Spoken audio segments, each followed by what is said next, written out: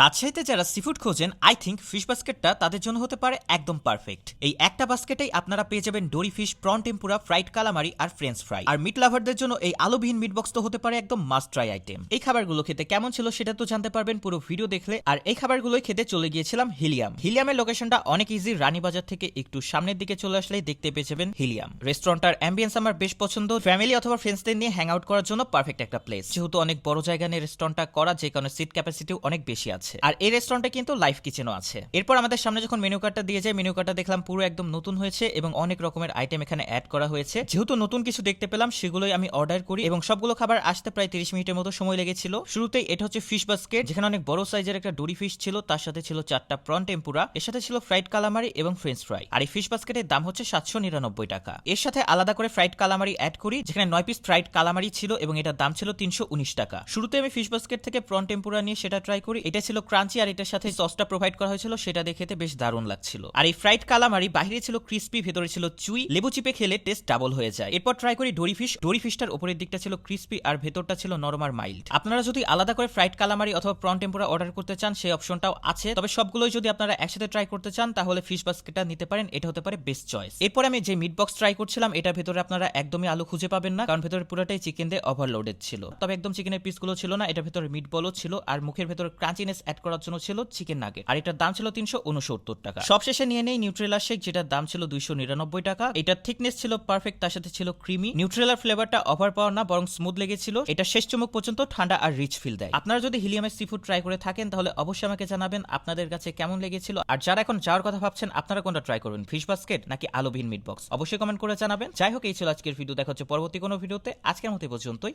By.